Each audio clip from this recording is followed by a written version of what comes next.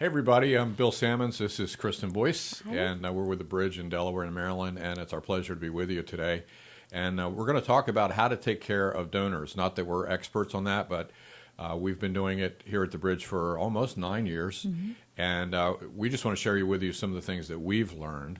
Not everything is original to us. We learn best by listening to other people, kind of like what today is all about, sharing ideas. And so the 9 things that we've selected to kind of pinpoint are things that we have implemented here at the Bridge that we try to stay on top of.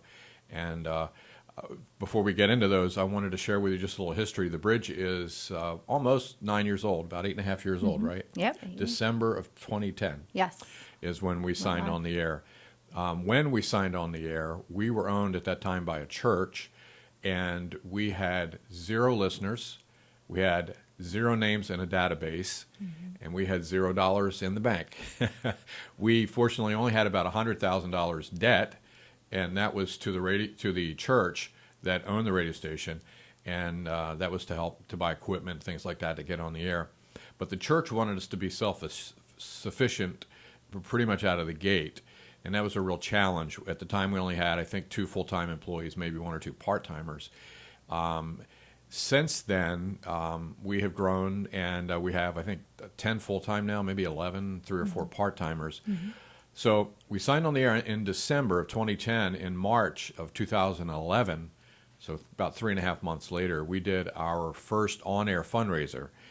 At that point, we didn't know what to expect because we didn't know how many people were listening. There's really no way to know who's listening to you on the radio.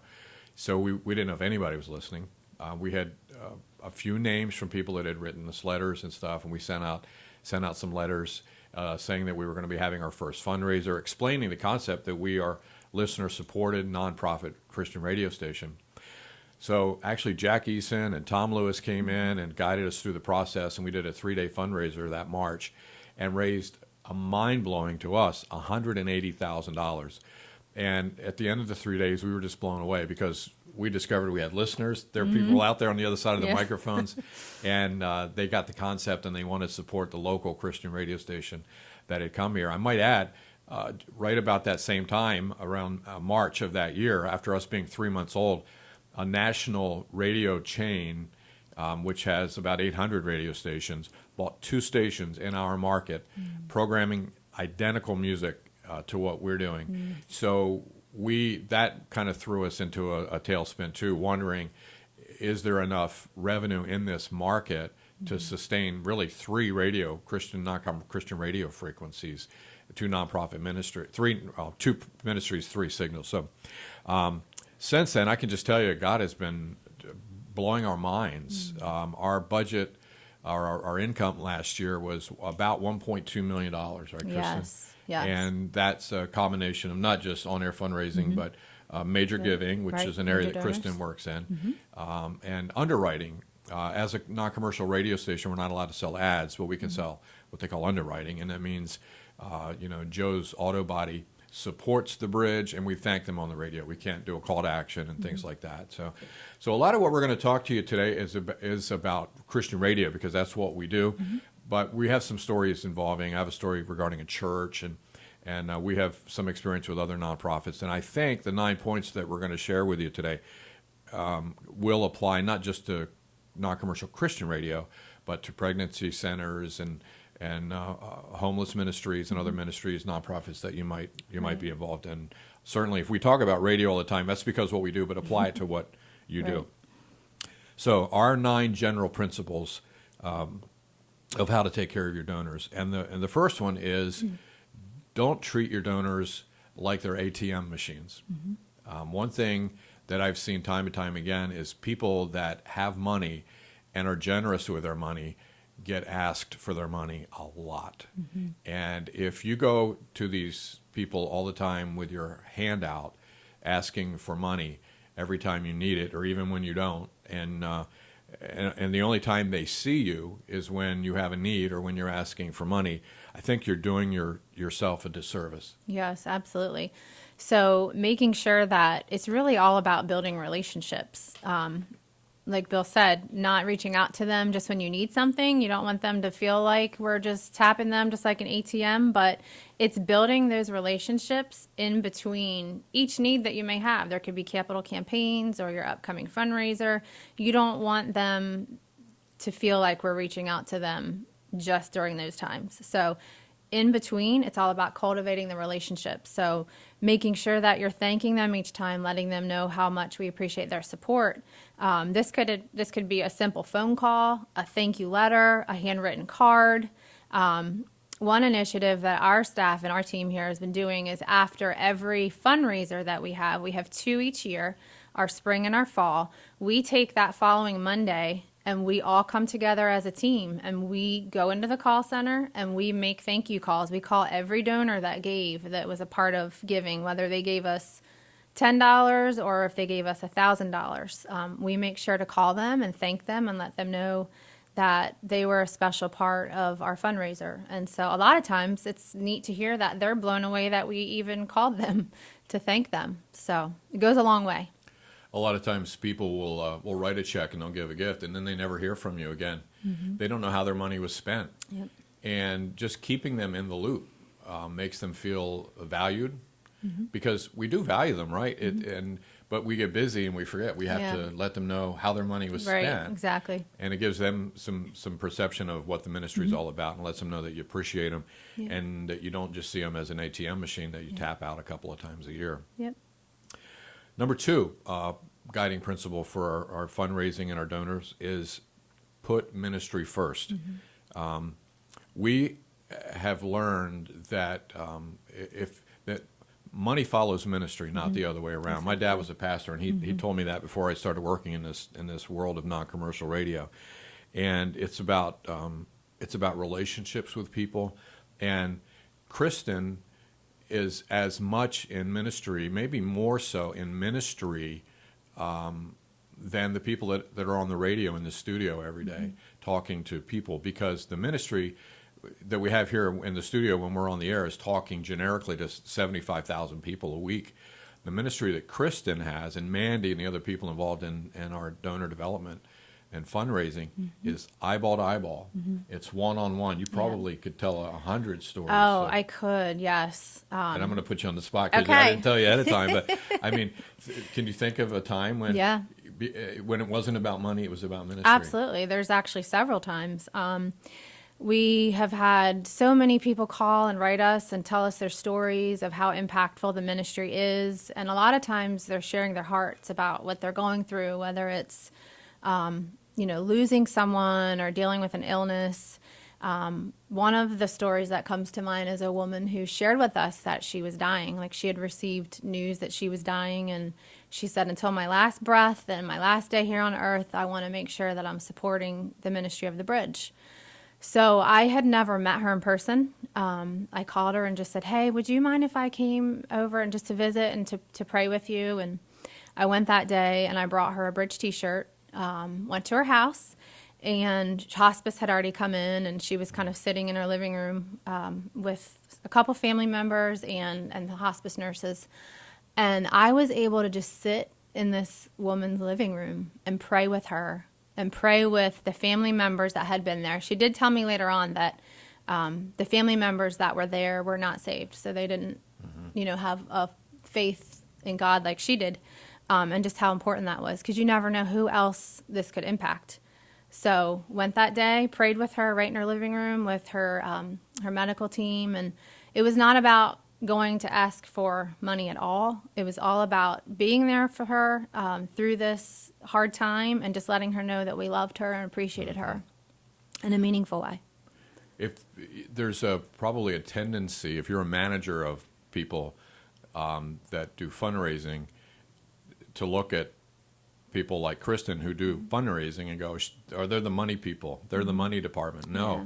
They're the frontline ministry people. Yeah. And I think if you as a manager have that attitude toward your team, and the people on the team have that attitude that their job is not to go out and raise money. That's going to happen, and that certainly Yeah. is that we can't operate our ministry without that. But if ministry goes first, the money is going to follow. And I'm going to share a Absolutely. story. I think Kristen knows this story. This involves my dad, who is retired now, but used to be a pastor. And the church had built another wing and with some classrooms and stuff, and had a school, and they wanted to build a gymnasium. And I think it was a $3 or $4 million project, and they had started a fundraising campaign. And at that point, it was kind of word of mouth. They were just talking it up. I don't think they'd had a banquet or any of that kind of thing at that point of this capital campaign. It was pretty early on.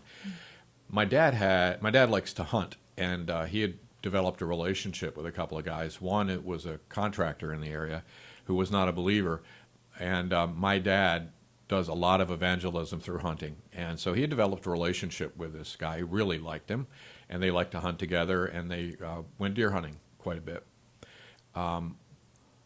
My dad also witnessed to this guy every opportunity that he had. He didn't look at him as an ATM, even though this guy was very wealthy. My dad never looked at him as an ATM. Okay, back to principle number one.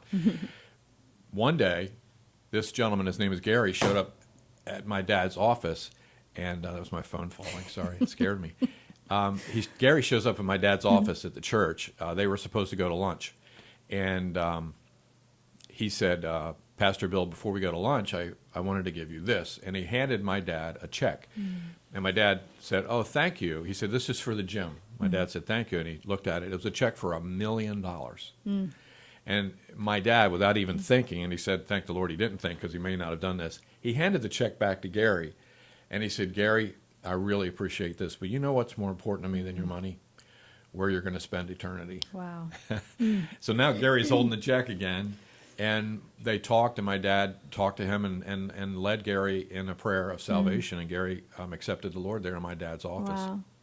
So And at the end of awesome. the prayer, he gratefully handed the check back to my dad for $1 million.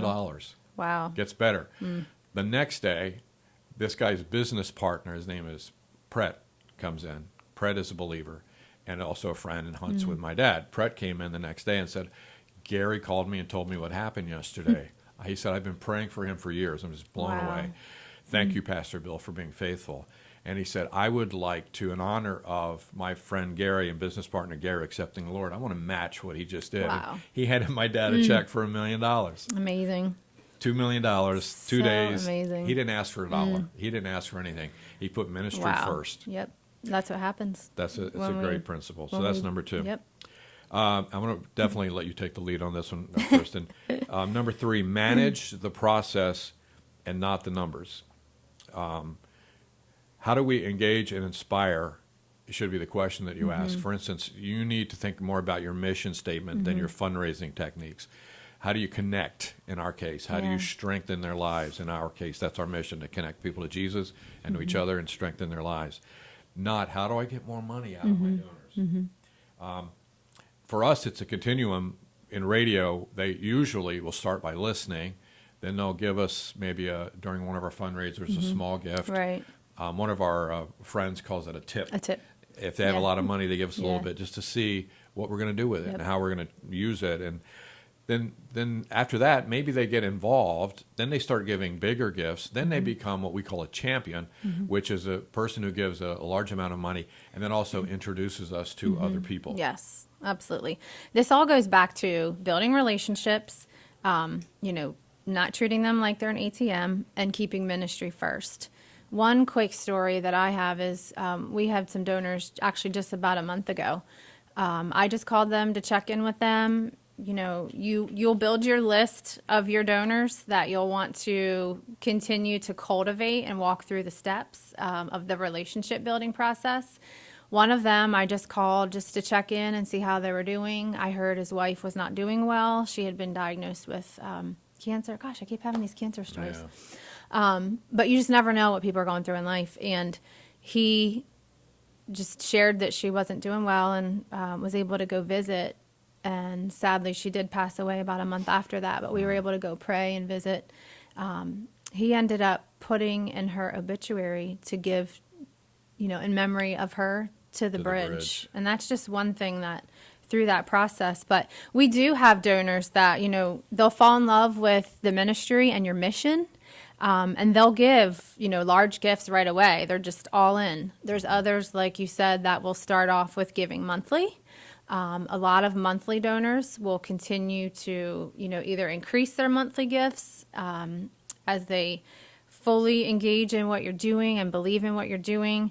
And then others, like you said, it'll be a gradual process. So they might give you a tip just to see how you're going to react and manage. And are you going to communicate with them to tell them how their gift's being used? Are you going to thank them appropriately for it? So just making sure that you're keeping in line with thanking them and communicating and not treating them like an ATM, and definitely putting ministry first, because money does follow ministry. So yeah, it's a gradual process, but it's all about cultivating relationships. I'll probably say that a million times today. But it is. It's cultivating the relationships. It's genuinely caring about them, loving on them, being there for them, reaching out to them. Also, just inviting them to special events, making them feel special. We have different initiatives that we do here for our major donors, where we'll invite them to experiences that they could not purchase, anywhere else. We call them unique experiences because it's something that they get to be a part of that, they couldn't go purchase a ticket to, whether it's a private living room concert or a special meet and greet opportunity or a special dinner event. And so we like to keep those things going too and make it special for them. And that's one thing that's nice. The industry that we're in, there's a million opportunities for that. Whatever ministry and you're in, if it's not ready, you're just going to have to be creative. But Absolutely. I bet you can come up with some things that you could do in that area. Absolutely. We have something called Team 360 too, which we actually started a number of years ago. It's $1 a day level of giving to the radio station. $1 a day, round numbers, $30 a month. That's $360 a year. And we have just a couple of months ago decided that we wanted to become a lot more intentional with kind of interacting and communicating with the people that are Team 360 members and really make it more of a team. Can you explain some of the the new things we're doing? Sure.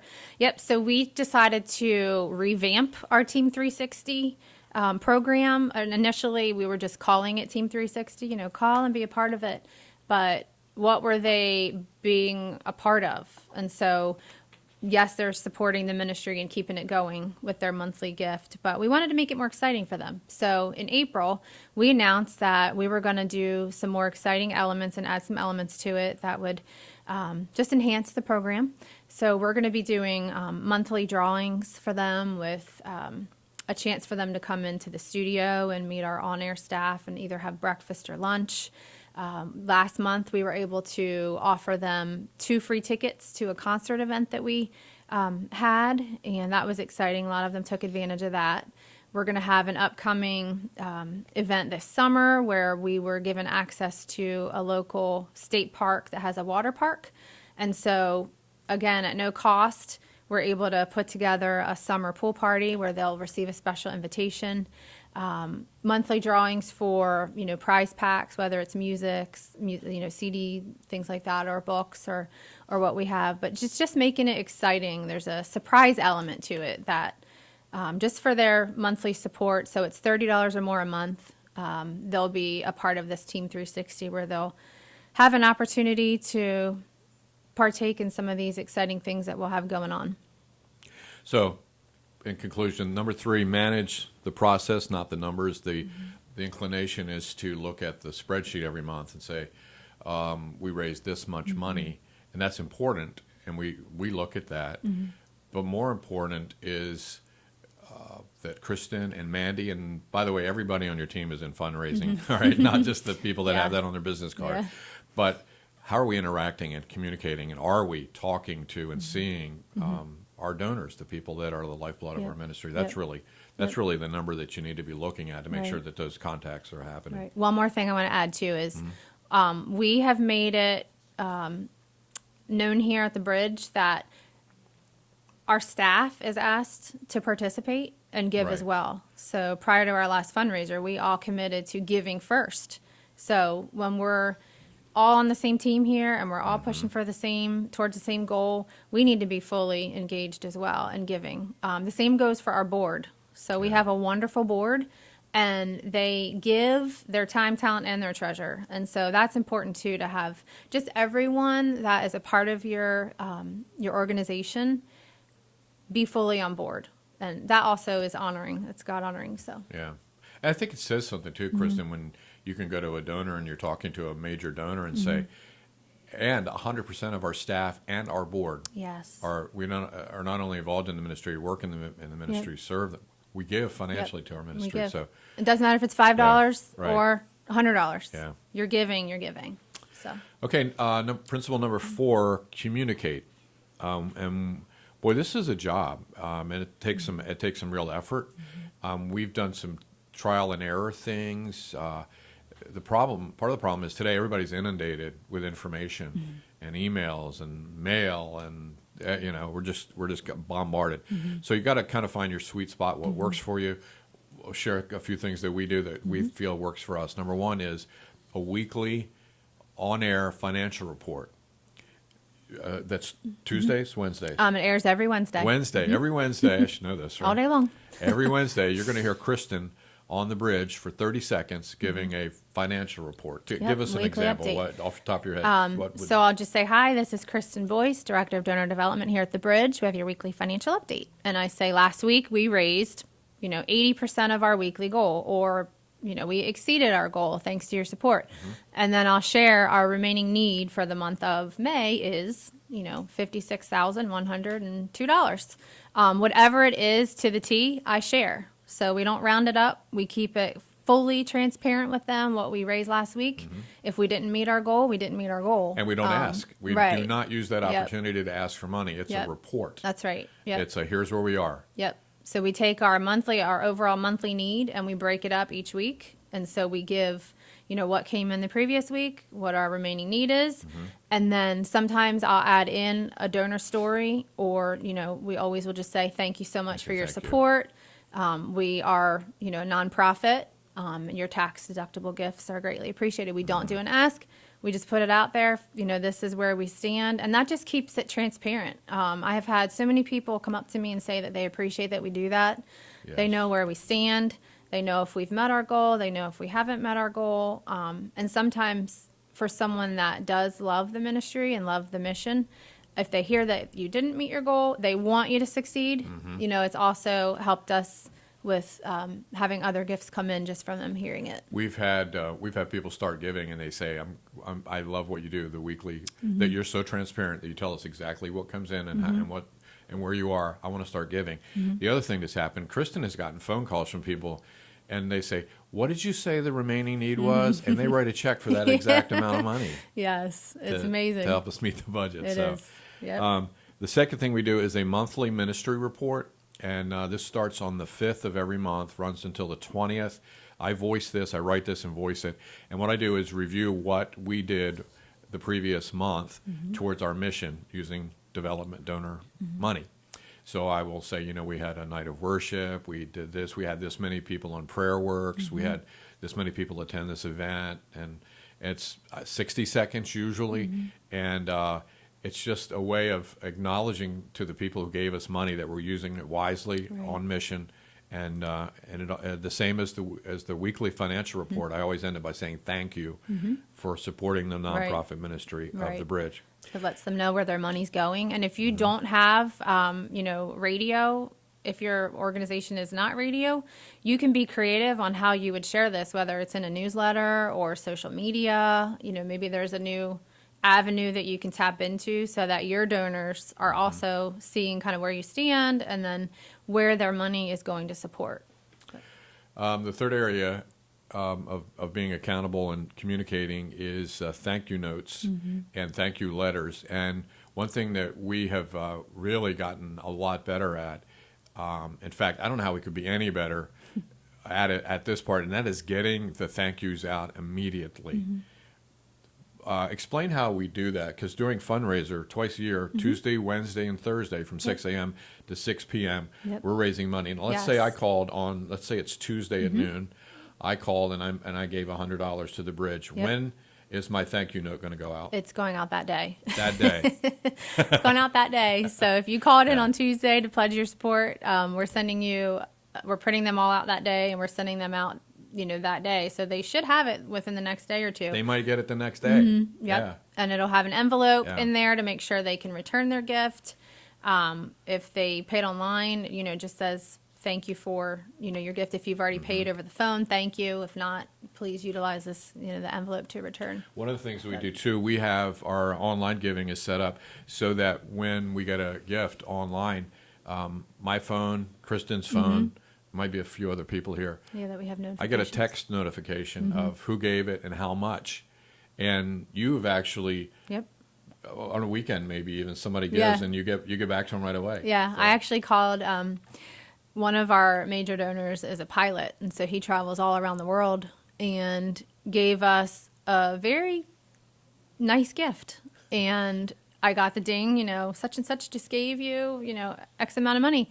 And of course, I had his number already, so I quickly sent him a note. Wow, thank you so much for your gift. And he was blown away. He's like, oh my goodness, that was like 5 minutes ago. Yeah. And so We're stalking. We're stalking yeah. you. So he was impressed, but it Yeah. also is nice to, let them know that quickly. Exactly. Not only I think is it the right thing to do and important and shows them how much you appreciate it, but there are studies that show that your giving goes up if you are faster with your thank yous Yeah. and your replies. Yes. They will give you more in the course of a year. Absolutely. Timely thank yous are important. Year end, we do, of course, by law, you have to send a tax statement out. Yep. But we kind of use that opportunity to let them know how we did. And we're going to have to speed up. I can't believe we're eating up all of our time here Oh, quickly. man. But and then the other thing that we do is we try to constantly communicate where we are and what we're doing and what's happening. And with Yep. social media, it's easy to do. With email, it's easy to do. The thing is, you got to be careful. You can overdo it, and then they stop following you or unfriend you or Yep. block your emails or opt out of your emails. But Yeah. it's really important. And Kristen is on the phone all the time. Yep. Yeah. And I would just add, as far as it goes with communication, just know where your donors are and communicate with them where they are. Everyone's different. And after a while, you'll be able to gauge when you're building the relationships, how they like to be, communicated with. That could be on social media. It could be sending a quick text if they're a texter, a phone call, a letter. And so, again, just try to gauge what their preferences are as you're getting to know them, and then utilize those channels. So just having all of these channels open is vital. We've been using the Text to Give program, and that's been a huge success. He's also been using it for different contests and things like that. And that's, Yeah, we're using it for evangelism now too. And We actually evangelism. are there's a company called ZipWhip that we use, ZIP, WHIP, ZipWhip. If you want to check it out, they're able to take your toll-free number or your main line and convert it so that you can also use it as a text line. And it's been a really cool thing Yeah, for us, really not neat. only in having people donate during fundraiser, you text the word give. Right. Immediately they get a link and they can do everything on their phone in, Right. in a minute or so. But we just started doing something a couple of months ago where we're on the radio saying, if you hear us talking about Jesus all the time, you don't have a relationship with Jesus and you'd like to, what does that mean? Text the word Jesus to our number, and we send out a link immediately, and it has a little 2-minute film about the gospel. And then there's follow-up. If the person wants to pray, they can pray. And we actually get notified when they accept Jesus as their Savior. And we have had, I think, maybe 30 or more in the last few months it's amazing. that have followed through and accepted the Lord. And a lot more people have watched the video. So it's a really cool thing. There's some good technology out there. Check it out. Don't discount it. And I think, Kristen, didn't you do a Survey Monkey a couple of years ago about our donors' preferred method of communication? Yes. Yes. So go where they want to be. Right. And, Yep. don't force it. And do a survey if you're not sure. Yeah, ask them. Just ask them. Or ask. Yeah. All right, number 5 principle. It's about stories. It's not about your budget. The tendency is when you're raising money is go, gosh, we have a need of $150,000, and if we don't replace all the computers and printers in this office, I just don't know how we're going to operate. People don't care about your printers and your computers. They want to know that you're saving babies. They want to know that people are coming to Jesus. They want to know that lives are being saved from suicide and drug Yep, addiction, absolutely. and marriages are being reconciled, or whatever it is that is your mission. That's what they want to know about. So share stories with them, not that you Yes. need a computer or any other kind of Yes. infrastructure. Yep. And we do that. We share them, gosh, I'd say on a daily basis when we have the opportunity. We receive so many stories, like many of you probably do, of the impacts that our ministry is having here. And we share them on air. We embed them in letters. We share them on social media. And then as our fundraisers come up twice a year, we have several of them recorded that we just share over and over and over again, because that is what tugs at the heartstrings. That is what, brings in the financial support when folks see the impact that you're having. I should share the one story about during our fundraiser. I think it was 2 years ago. We shared a story that was super impactful of a young man. He was in high school who was going to commit suicide. He hopped in his car and he turned on the bridge inadvertently. He heard Bill talking. He say something like, "Don't give up." And then a song came on. He turned his car around and he did not commit suicide that day. Well, we shared that story that day, and a lady who was down the road a couple miles in the drive-thru at McDonald's said she heard that story. She was spending her last $20 to buy lunch that day. She said she felt the Lord tell her, "Get out of this drive-thru line, turn around, drive to that radio station, and you give them your last $20 so that another mother doesn't have to go through what she went through." Her son had committed suicide several years before, and she had been carrying this guilt and just the burden of losing him. And she said to know that the ministry helped prevent another mom from walking through what she had been walking through, that her, that boy didn't commit suicide that day, she said was just life-changing. So you never know what anyone else is going through, and so the stories, will impact people in just a variety of ways. So just keep sharing the stories of all the good that's happening and that's taking place. And the part of the story Kristen didn't tell you is that she was carrying around an immense amount of guilt Yes, and had not been able to forgive herself. absolutely. And was grieving for years. And the ladies here at the radio station, when she came in with her $20 gift, instead of taking her $20 gift and looking at her as an ATM, back to that one again, Yeah. they started talking to her and they found out her story and they took her Yeah. into our prayer room and they prayed with her Yeah. that God would help her to minister to her heart so she could forgive herself and that she Yes. could move on and grieve properly. Yes. And didn't she get up with you later? She did, yeah. She came in broken that day, and she said that she was carrying guilt and a burden around because her son had called her the night he was going to commit suicide, and she was busy. And by the time she called him back, it was too late. He had taken his life. So she had been carrying that. She came in super broken. We were able to go in our prayer room here and just pray over her and pray with her. And I checked in with her about a month later just to see how she was doing. And she said that she left here that day a completely changed person. She said it was like the weight that was on her shoulders had been completely lifted. And she'd no longer felt the burden or the guilt. But God had completely lifted that from her. So, yeah, But ministry first. absolutely. Where are we? Number 6? Number 6, thank them. Love them. Love on them. Make them feel important. And be genuine as you're doing it. I know you are grateful. Show them that. Show your donors that you're grateful. And there's 100 ways to do it. Just do it. Yeah. We do phone calls, cards, Yeah. visit, lunch, concert tickets, meet the artists. We do it in letters. We tell them on the radio all the time. We say it in every way that we Yep. possibly can. Yes, we do. Yep. It's just like goes back to all about building those relationships. Just take the time and the effort, to build the relationships, to cultivate them. We plant the seeds when we meet with folks and we share the mission and we share what the ministry is doing.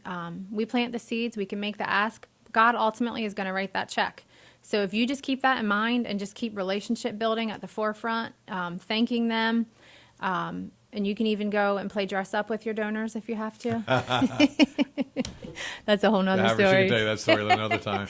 But anyway, just build those relationships, love on them, thank them, cultivate the relationships, and again, it's gonna continue to flourish.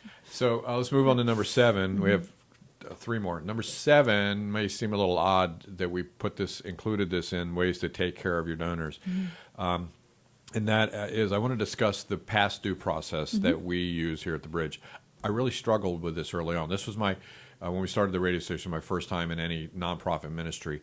And people would pledge money and then they wouldn't send it in. And it would keep showing up on a past due report. And I didn't know what to do with that because we hadn't really given them a good or a service technically. It was a pledge. And so do you call them and tell them it's past due? Do you send them letters and stamp it past due? And boy, we struggled with that. And we asked a lot of people. We prayed about it. We talked about it. And we kind of came down on, and Kristen's going to explain the process to you, but the guiding principle of where we decided to end up is the way Jesus views us, and that is grace and forgiveness must go first. Right, absolutely. No, not to say that we don't remind them, but grace and forgiveness must come first. So you want to explain what we do? Sure. So we have a great database, a donor database called Bloomerang. You may use it or you may have heard of it. Anyway, it's a great resource, and we're able to pull a past due pledges report, which we pull on a quarterly basis. And then we make phone calls. We call them, we try to call them at least twice, give them some time in between. But we call and we just say, hey, just following up on your pledge that you made during our fundraiser. I see it's been, maybe a month. Just want to see if you're able to still fulfill that pledge. I know we were counting on it coming in and being able to put that to good use. However, we know life happens. And so if something's come up and you need us to, wipe this away or forgive it, we're able to do that as well. We just need to know so that we can, change this in our database. And we also offer to pray. Every time we call folks, we offer to just pray with them. And that is amazing. So a lot of times we call people and they may have lost their jobs or, something, they've hit an issue in life. It happens. But when we call them and we just say, hey, just checking in to see, are you able to fulfill the pledge? If not, like he said, forgiveness and grace. So once we try and give them a call twice, we'll then usually try to send a letter. If it goes past 6 months without a response, we kind of get the hint that it's not going to happen. They may have had something come up in life. And we're able to write that off so that we know for our financial records that it's not something we need to continue to count on coming in. And I will say that we do have a very low past due pledge percentage rate. I know that when we've worked with some consultants and they've looked at other radio stations and ministries. And so that may have something to do with the fact that who we are and what we're about. And even in that, we put ministry first because how do we end every conversation with somebody? We say, is there anything we can pray about you with? And sometimes it's pretty obvious when they call what the prayer is going to be about. So Kristen and her team and everybody, we pray with them on the phone, and that is very meaningful, not only to them but to us. And we actually will bring it to staff meeting, and our whole staff on Wednesdays prays for everybody. We had one lady I called to check on her past due pledge, or maybe it was a credit card that had been declined. Either way, I called and she told me that her husband lost his job, and I was able to pray with her over the phone. A month later, we had our spring fundraiser. She called back in. He had received a new job that was better than his last job.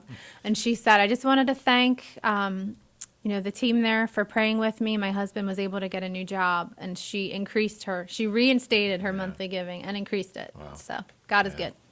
Number 8, build your database every day, every way.